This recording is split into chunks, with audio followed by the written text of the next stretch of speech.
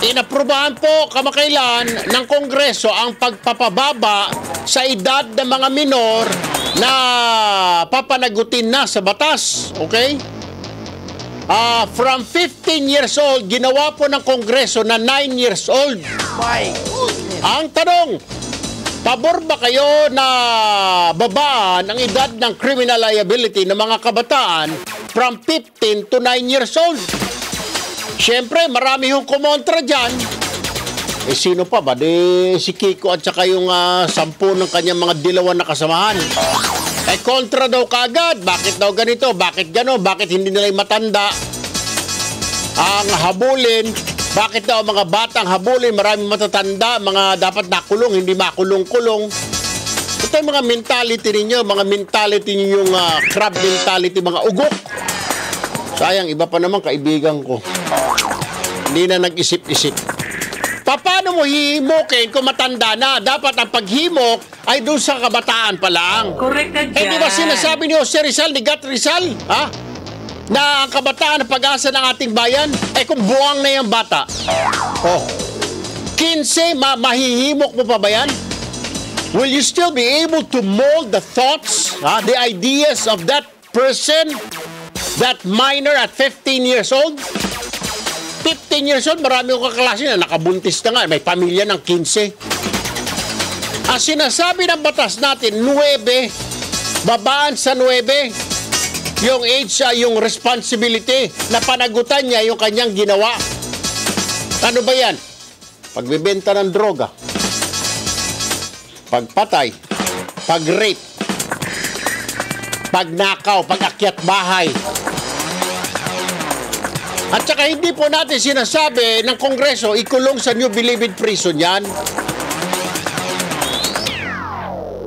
Ang mangyayari po dyan, i-rehabilitate yung bata.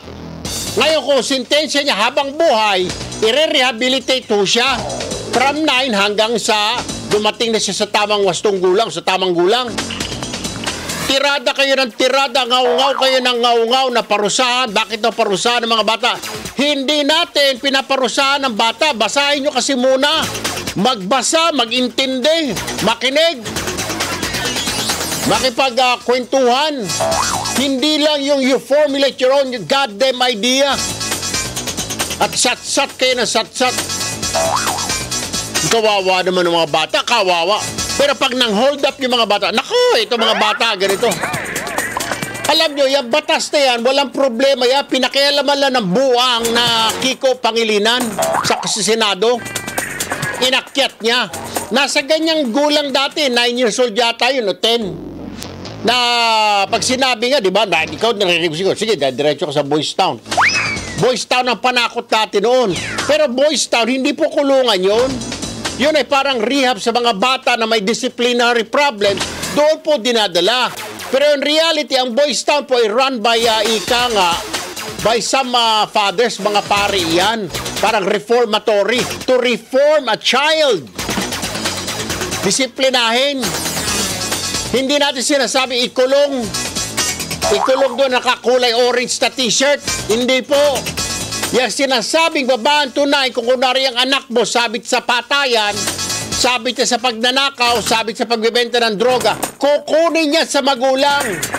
Magkakaroon ng hearing, kukunin sa magulang, dadalhin doon para panagutin yung kanyang ginawa. While there, siya ay pag-aaralin ng Estado, papakainin, pag-aaralin, tuturuan ng good manners and right conduct, tuturuan magtrabaho. Kasi yung magulang hindi na kaya disiplinahin yung anak. Diyos ko po, puro kayo sat-sat, puro kayo reklamo. Ang dami-dami ng mga insidente, ilang insidente na yun.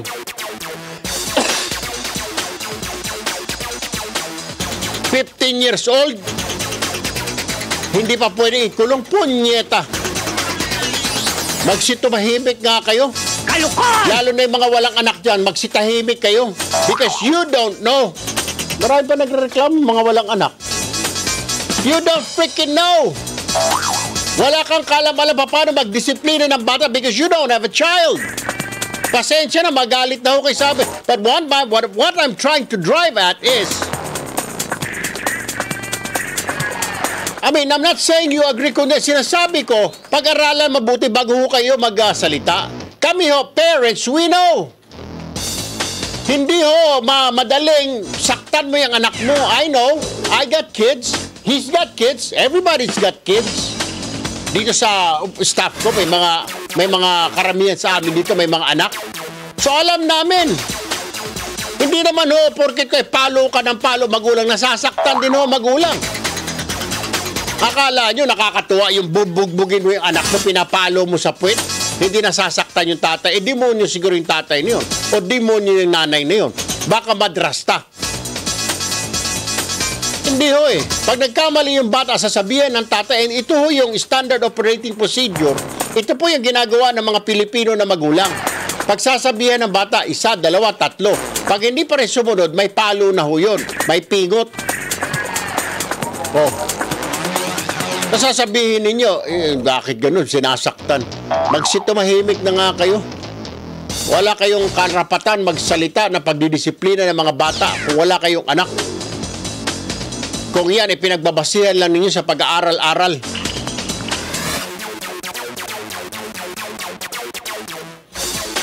Tapos yung mga kumukontra pa na ibalik daw sa 15. Tapos, Diyos ko po. Kalukan! Anong gusto ninyo? Lolo na pagparusahan? Putragis. Kailangan sa ganyang edad, 9 years old. Diyos ko po. Bakit daw binabaan to 9 years old? Ito sasabihin ko sa inyo. Makinig nga kayo mga balanghoy, mga anak kayo ng kamatis, mga hayop kayo. Salita kayo ng salita, mga para kayo mga kulukoy, ha? Ito nga Sa Amerika, 11 years old ang pwede ng parusahan. 11. Ipapadala nila sa isang institusyon, reformatory, juvenile. Juvenile. Hindi nga nila tinatawag juvenile jail. Juvenile facility. Diyos Mariusep. Tayo, Diyos ko po, akala mo para tayong sikalo. Sa United Kingdom, 8 years old. Ayan UK law, as juvenile and most criminals attend a youth court. Pupunta na sila sa korte at 8 years old. Tirada ninyo. Sa Turkey, 12. Uganda, 12. Tanzania, 7 years old. Singapore, 7. Kapitbahay natin yan, 7. Papanagutin ng 7 years old na bata. Tayo nga, 9 Baka tingnan mo Singapore, napakadisiplinado. Super Yosef. Sa Sudan, 7. Sa Philippines, 15. May bulbul na. New Zealand, 10. Nigeria, 7. Pakistan, 7. Myanmar, kapitbahay natin, 7 din. Malaysia, 10 years old. Salita kayo ng salita na dapat unahin ni matatanda. Wala na pag-asa matanda.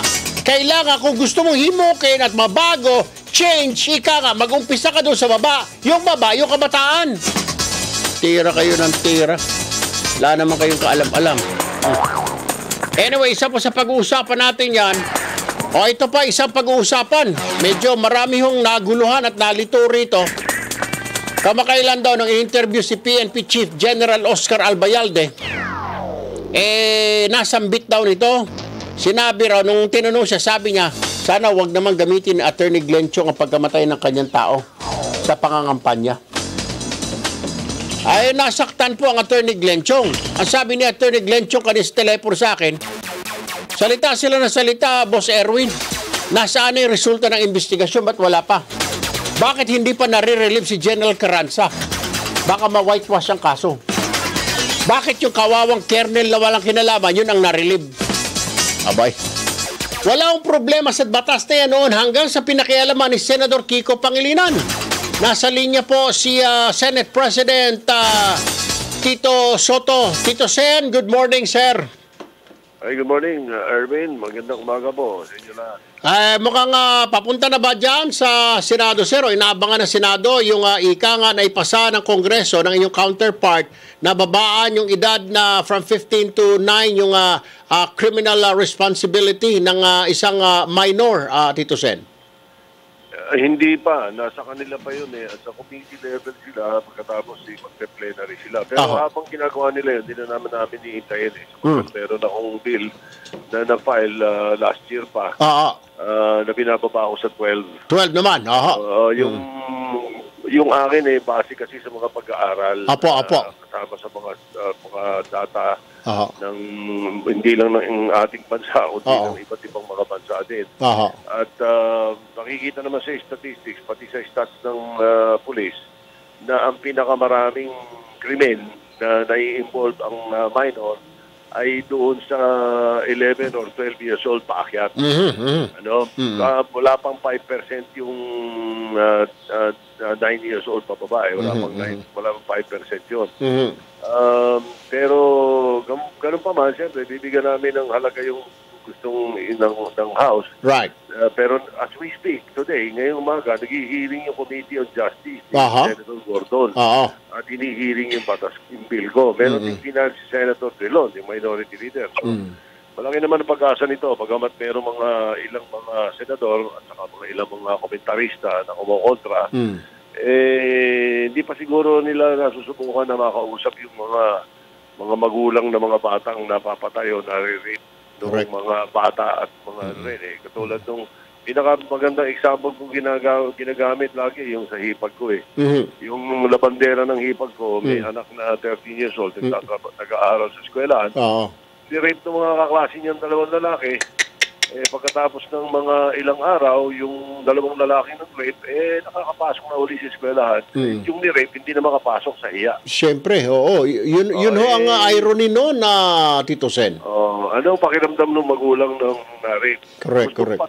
Gusto patayin yung mga ng rape sa anak niya. I understand. Pero hindi tapos ang dialogue nitong mga bata yan. Correct. Turuan na lang. Dapat i-rehabilitate lang. Ganun lang ang sinasabi nitong iba. Alam mo, Tito Sen, dati naman may mga ganito, di ba, panakot sa atin. Sige, gumawa ka ng kalokohan, Boys Town. Lagi mong rinig natin mula Apari hanggang Hulo, yung Boys Town na yan, sikat na sikat. Pag dinala ka dyan, wala ka tayong magagawa. Pag dinampot ka dyan, yung mga tipong gano'n. Pero ngayon kasi, sir, yung bata may dala ng birth certificate, pinapakit, sinusopla sa pulis. 13 lang po ako. Paano nga, bago mag-2006, nung pinasa nila yung batas na yan, na inakyat. Actually, yung una inakyat to, 17 years old, inakyat yan eh. Diyos ko po. Nung bago nangyari yan, pag ang mga mahigit 1,000 lang sa loob ng isang taon, ang mga kaso na involve ang minors. Pagkatapos na umakyat yan, pinakamababa, 10,000. Diyos ko po. 10 to 15,000 every year mula noong 2006. Sus Maria. Yung mga sumasabi, dadialog ng kawawa yung mga bata. Ganyan. Siyempre, wala namang ginagawa yung mga bata, di kawawa yun. Ang sinasabi natin yung mga batang gumawa ng kasamaan. Kailangan turuan ng leksyon. Kailangan hindi sinasabi, bakit daw ikukulong? Hindi naman natin sinasabing ikukulong eh. Sinasabi natin i-rehabilitate. Rehabilitate or reform. Kaya merong intervention program. Ayun. Masyado, ang tingin ko yung iba, may epal lang eh. Parang alam mo na, papel conservative. Sir, sa inyo panukalang batas, ano ba ito? Yung mga bata ilalagay sa isang institusyon na tuloy ang kanilang pag-aaral, tuturuan sila magtrabaho sa bahay, mga good manners and right conduct. May TESDA pa sila, TSWD, kompleto. Hindi sila dadalhin kasi yan ang pananakot ng mga kumontra eh. Hindi naman pwedeng isama yan sa mga nasa Muntinlupa, nasa city jail. Sino may sabing dadalhin doon? Hindi ba namang ignorante ito mga epal na to eh. Siguro, Tito Sen, pwede siguro through you, kulang tayo ng facility. Siguro magtayo na parang isang reformatory institution para sa mga ganito. Parang kasing laki ng New Bilibid, isa sa Luzon, isa sa Visayas, isa sa Mindanao, para doon na lang. Kung mga tiga Bisaya, doon sila dadalhin yung mga anak nila. Pag nasintensya ng 3 years, nandoon sila. Correct. Yun ang gagamutin natin kasi kasalukuyang batas na umiiral. Na ang sinasabi is yung mga local government units, inataasan yung mga LGUs na magtayo ng mga bahay pag-asa eh. Wala pang 30% ata ng mga LGUs ang meron ng bahay pag-asa eh. Ang mandate kasi dapat lahat ng probinsya saka lahat ng highly urbanized cities. Pero ang funding, pagka mahirap yung lungsod o probinsya, wala. Kaya nga ho. Itong batas natin ngayon, ginagamot natin yan. Natagyan natin ng pondo, the General Appropriations Act. Pero magpupondo para dito sa mga bahay pag-asa na to. Ayun. Nationwide, lahat ng probinsya, lahat ng highly urbanized cities, huwag na nating asahan yung mga mayor na hindi... Wag na ho, sigurong mahal masyado yung probinsya, sir. Siguro isa lang talaga, isa sa Luzon. Lagay mo siguro sa Bulacan, isa sa Visayas, sa Cebu, isa sa Davao. Bahala na yung kaya yung pamilya. Kung malulungkot man sila, iiyak yung bata. Alam, magagawa. Talagang malayo. Parang parusa na rin. Pag-aralan natin yan, baka pwedeng parang Boys Town ng Luzon. Exactly, sir. Visayas and Mindanao. Exactly. Pero yung mga bahay pag-asa, kailangan nandun pa rin. Correct, sir. Correct. Parang... ang tinatawag na, ano ba yun, yung parang halfway house. Tama, sir, tama. Halfway house muna. Okay. Tito Sen, maraming salamat po. Magandang umaga.